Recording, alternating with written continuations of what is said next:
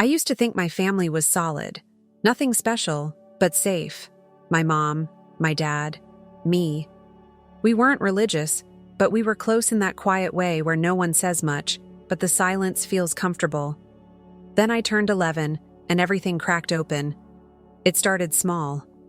My dad began going to a church near our house. That alone felt weird. He'd never even mentioned religion before. He said he wanted to try something new. My mom seemed surprised, but she didn't push. A few months later, we found out the truth. My dad had been seeing a woman from that church. Her name was Rebecca. She knew he was married. That wasn't in question. What made it worse was that no one tried to hide it once it came out. My dad told us he and Rebecca were spiritually connected, that their bond was different, that I wouldn't understand because I was a child. Worse, he told me I'd never get it because I was a girl and he was a man. Like cheating had a gendered justification. My mom looked like she'd been gutted, but she stayed composed in front of me. I felt her pain, even though she didn't say a word. After the divorce, he didn't even try to apologize. He moved in with Rebecca within weeks. She smiled too much. She was too sweet, too eager to play stepmom. I hated every second I spent near her.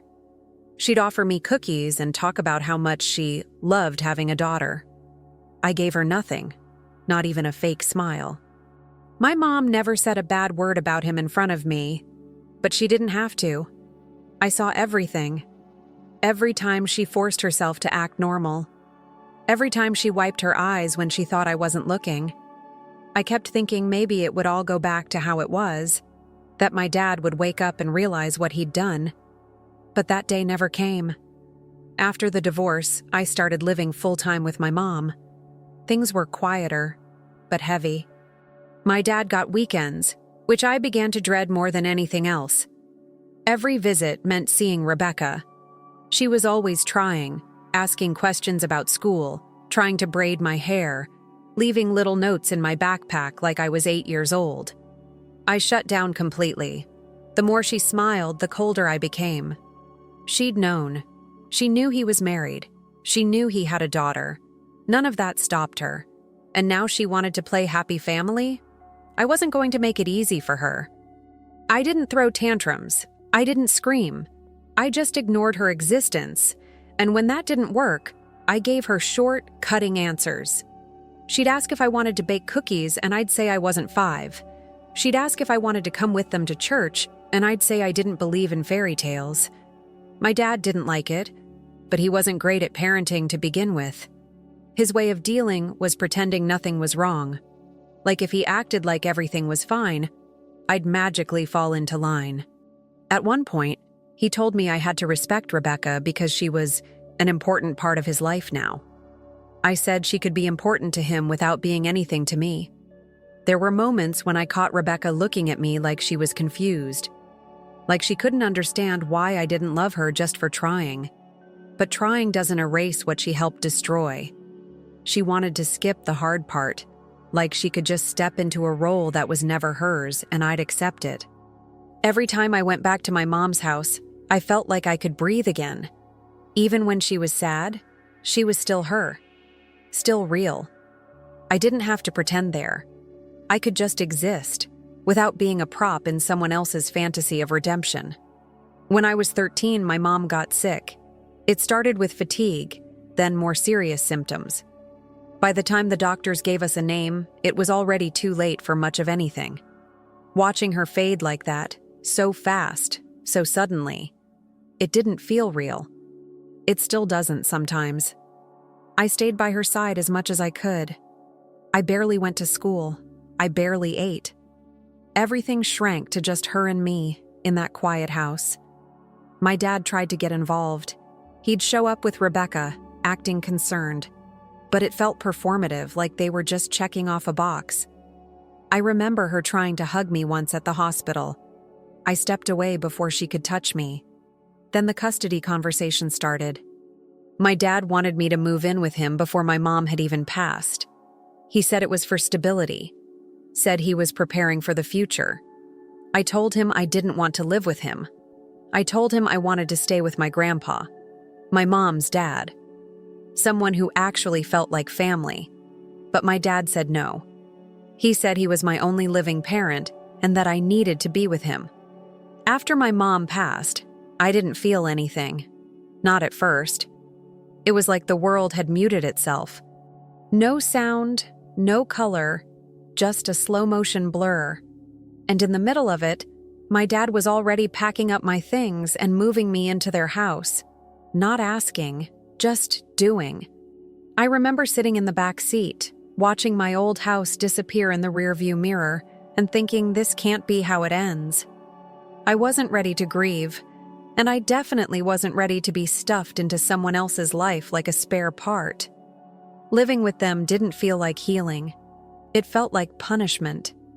Like I was being forced to smile at the people who helped break my mother's heart, just because they had space and legal rights. I kept thinking, this isn't family. This isn't home. From the first night in their house, I knew I didn't belong there. It wasn't even about the room or the routines. It was the way they tiptoed around me like I was a guest instead of a grieving daughter.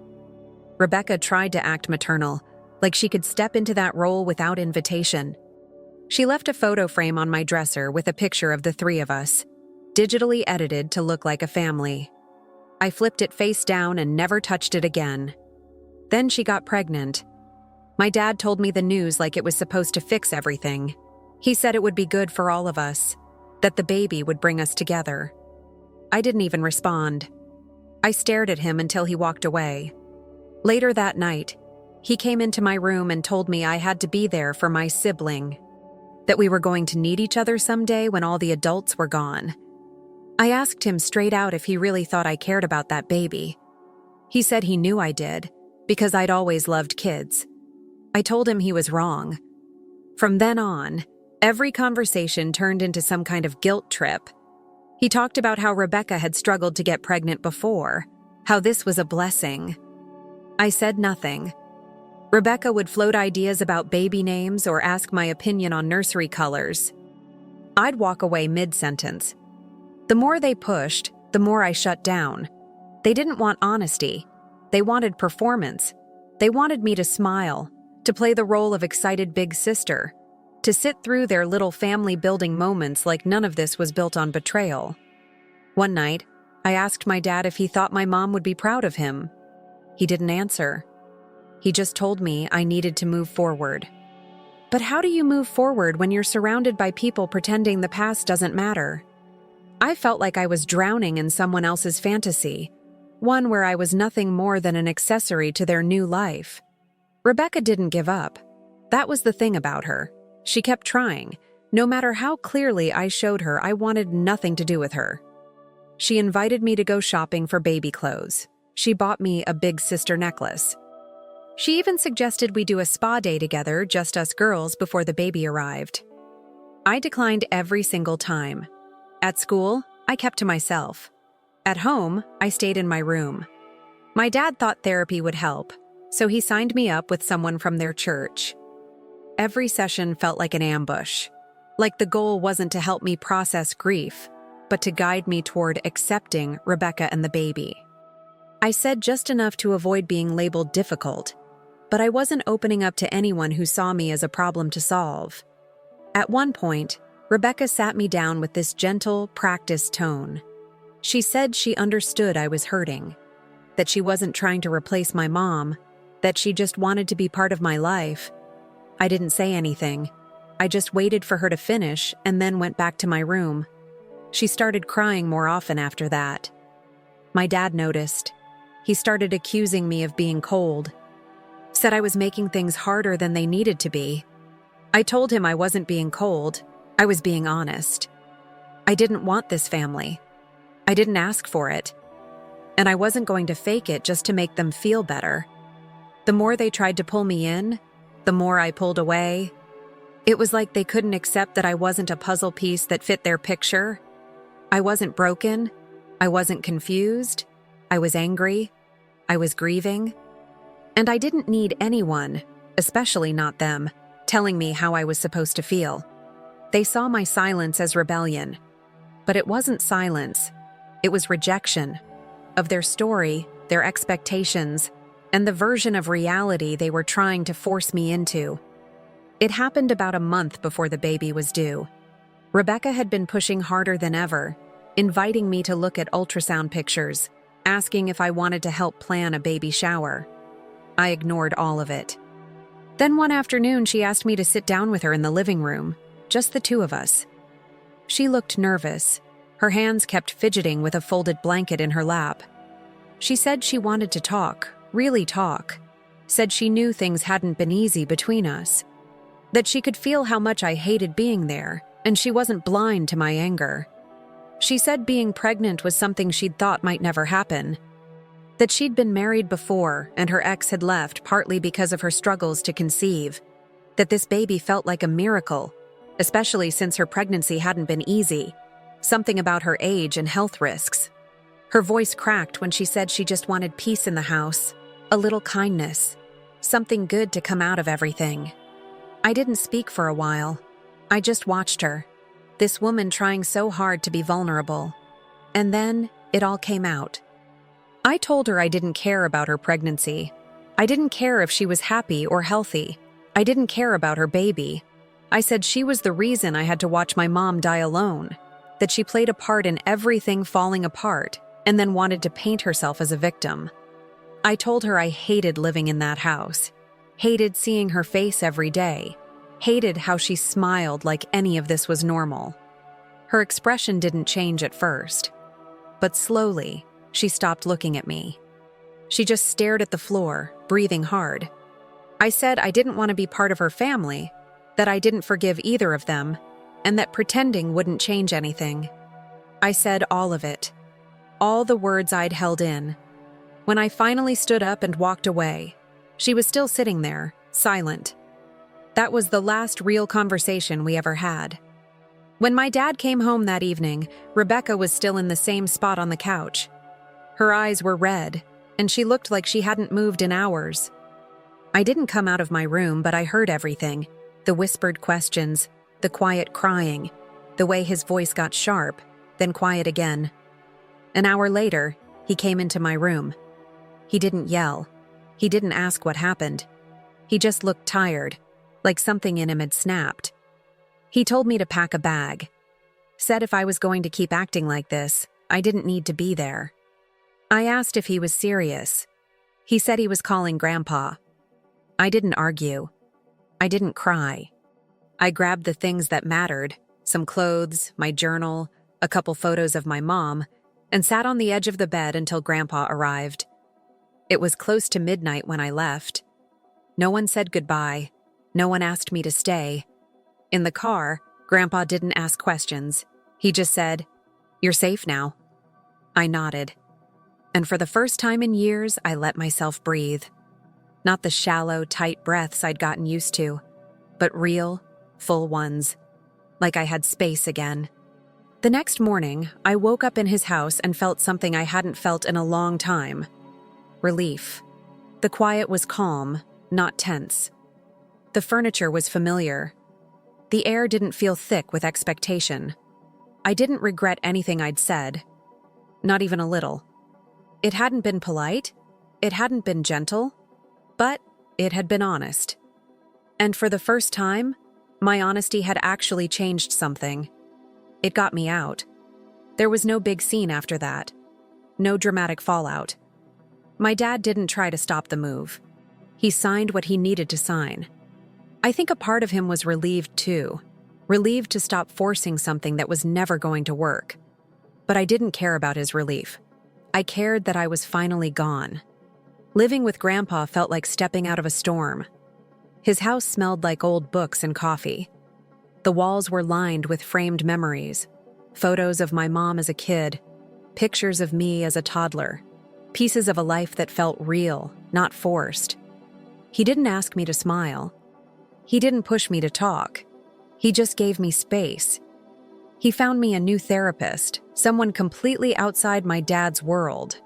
No church ties, no hidden agendas. Just someone who let me speak without trying to fix me. For the first time, I actually talked. About my mom, about my anger, about how fake everything had felt in that house. My therapist never told me to forgive. She just listened, and that was enough. My dad came by a few times in the beginning. He brought gifts. Tried to talk like we were fine. I kept my answers short. He didn't push. I think he knew better by then. I didn't see Rebecca at all. Not in person, not even in pictures. It was like she'd been cut out of my life entirely, and that was exactly what I needed. When the baby was born, Grandpa told me in passing, I didn't react. I didn't ask questions. I didn't even feel curious. That child had nothing to do with me. I wasn't angry. I just didn't care. My therapist said indifference can be a kind of peace. I didn't know if it was peace, but it was quiet. And that was enough for now. I started doing better in school. Started eating regularly again. I even made a few friends who didn't ask questions I didn't want to answer. For the first time since my mom got sick, I didn't feel like I was pretending all the time. I wasn't healed, not completely, but I wasn't drowning anymore either. There were no forced family dinners, no fake bonding exercises. Just Grandpa, the smell of coffee, and the quiet hum of a house where I finally felt like I belonged. 2 years passed. I was 15 when my dad called about the birthday party. His son, my so-called half-brother, was turning 2, and they were throwing a celebration. He said it would mean a lot if I came. I said no. He didn't yell. He didn't beg. But a few days later, he showed up at Grandpa's house. He stood in the doorway and said I was being unfair. That Rebecca was still hurt by how I treated her. That missing the party was just one more sign I hadn't changed. I asked him what exactly he wanted from me. He said I owed her an apology. I told him I didn't. He looked confused, almost hurt. He asked how I could still feel nothing after everything that had happened. I told him the truth. I didn't regret what I said. Not a word of it. That moment, when I finally spoke honestly to Rebecca, was the moment everything changed. It got me out. It gave me back my life. Why would I feel sorry for that? He said it wasn't about the outcome. It was about compassion. I asked him where that compassion was when my mom was dying alone. When I was dragged into a house I didn't want to live in. When I was told to smile and play happy family with people I resented. I told him the apology he wanted didn't exist. He stood there for a while, like he couldn't believe what he was hearing. Then he said something about how I'd understand when I was older, and left. That night, Grandpa made my favorite dinner without asking. We didn't talk about the visit. We didn't need to. I didn't feel guilty. I didn't feel cruel. I felt free. I'd drawn a line and kept it. But even with all that clarity, even with all that peace, I knew the tension with my dad wasn't over. Not while Grandpa still had custody. Not while my dad still held on to the idea that one day I'd come back, say sorry, and step into the life he built without me. Now I'm 16. I still live with Grandpa, still go to therapy, still keep my distance from my dad and his family. Most days I don't think about any of it. But when I do, it's not with guilt. It's with a quiet kind of certainty. I said what I needed to say. I did what I needed to do. And I'm where I need to be. But lately, my dad's been making things harder for Grandpa. Calling more often, sending long messages, pushing for reconciliation, as he calls it. He says I'm not being fair to Rebecca, that she still cries when she thinks about what I said, that holding on to anger this long makes me just as wrong as they were. Grandpa always tells me not to worry, that none of this is my fault, that he's proud of how far I've come. But I see the strain. I see how tired he gets after those calls, and that's when the doubt creeps in. I start wondering if maybe I went too far, if my words, honest as they were, cut deeper than they needed to. Maybe I didn't have to say I didn't care. Maybe I didn't have to be so brutal. Maybe there was a way to speak my truth without leaving someone else wrecked in the process. But then I remember how small I felt in that house, how fake everything was, how hard they pushed me to smile when I was still bleeding inside. And I wonder, wasn't it crueler to ask a grieving kid to pretend everything was fine? I don't regret getting out. I don't regret refusing to be part of a life I didn't choose. But I do wonder if not feeling bad about how I got there makes me the bad one. So that's the question I've been stuck with. Am I the asshole for not feeling any guilt about what I said? Because it gave me the freedom I needed? Or was I just telling the truth in a world that didn't want to hear it?